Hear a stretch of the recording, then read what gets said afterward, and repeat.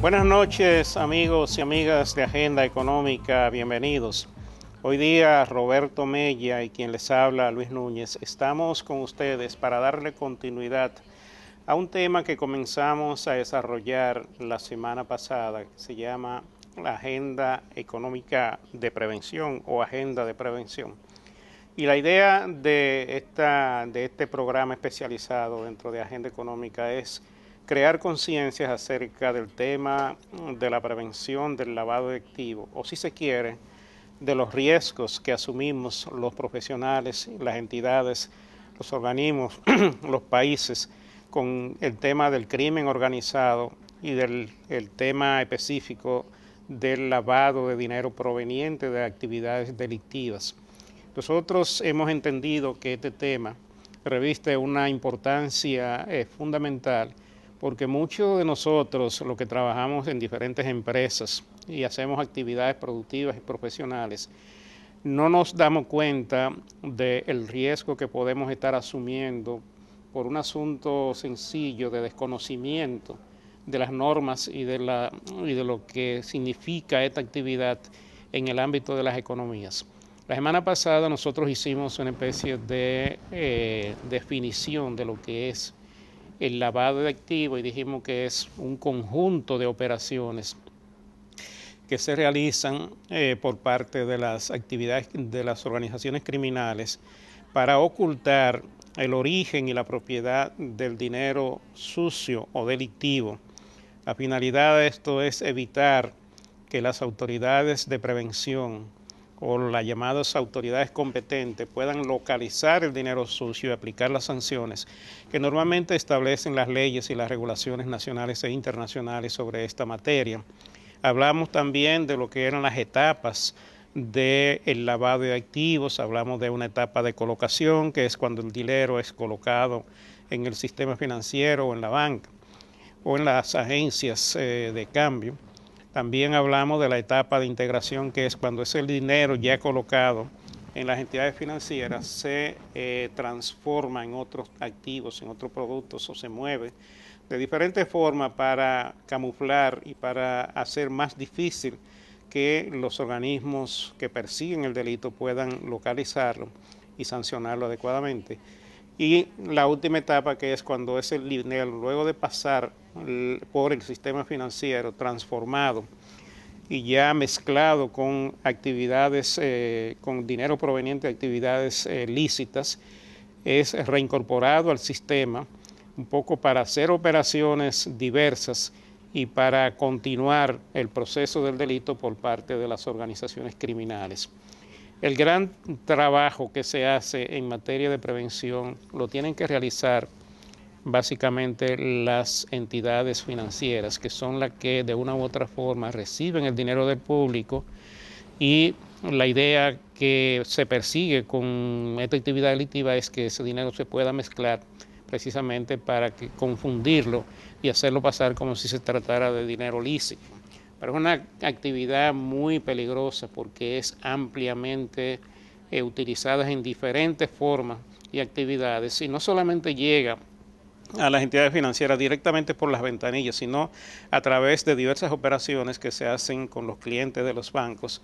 Entonces esto hace más difícil porque ya las actividades delictivas y crimen organizado sabe que es difícil justificar en la ventanilla de un banco o ante una entidad financiera el dinero delictivo, y entonces buscan mecanismos para llegar a los bancos, que es donde ese dinero se mezcla y en cierta medida se lava, para incorporarlo y poderlo utilizar en las actividades productivas. Estas y otras consideraciones fueron emitidas por nosotros en el primer programa, y hoy Roberto y quien les habla vamos a continuar desarrollando el tema en diferentes aspectos. Roberto Mella, bienvenido. Muchísimas gracias, don Luis. Buenas noches.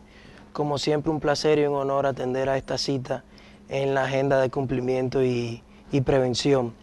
Como bien usted mencionaba, el programa pasado estuvimos delineando o definiendo lo que era el lavado de activos, básicamente como el conjunto de actividades, que persiguen ocultar el dinero ilícito proveniente de actividades ilícitas que están delineados en nuestra ley 7202. Básicamente enfocamos el hecho de que el lavado de dinero per se es un delito, independientemente del delito precedente. Es decir, no es lo mismo el narcotraficante que el lavador de activos. No necesariamente el narcotraficante lava dinero y no necesariamente igual el que lava dinero es narcotraficante. Per se las dos son delitos independientes y bueno, eso fue uno de los mensajes que quisimos transmitir a los televidentes y que más o menos acá estuvimos conversando.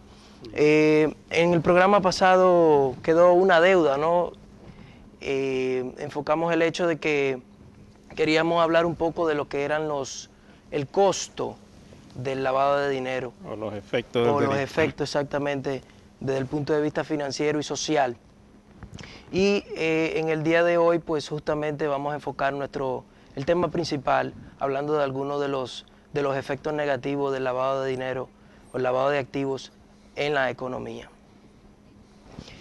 Bien, ahí tenemos nosotros aquí una pantalla que no sé si estará lista para que nos la presenten, donde estamos señalando varios de los factores y efectos que se generan en el marco de la actividad criminal. Ahí está en la pantalla algunos de esos efectos y yo creo que podemos, Roberto, irlo leyendo para que los amigos televidentes que no puedan distinguirlo bien en la pantalla puedan captar la idea que estamos presentando aquí. Claro que sí, don Luis.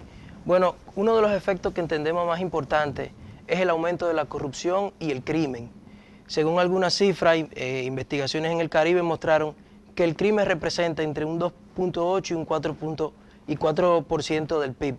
En lo que es el nivel mundial. Bueno, básicamente esta investigación se basó en el Caribe, pero ya sabemos los efectos del crimen en otras ciudades, como por ejemplo en México vemos cifras sumamente importantes de las muertes ocasionadas por el crimen básicamente por el narcotráfico, que es uno de los delitos precedentes del lavado de dinero.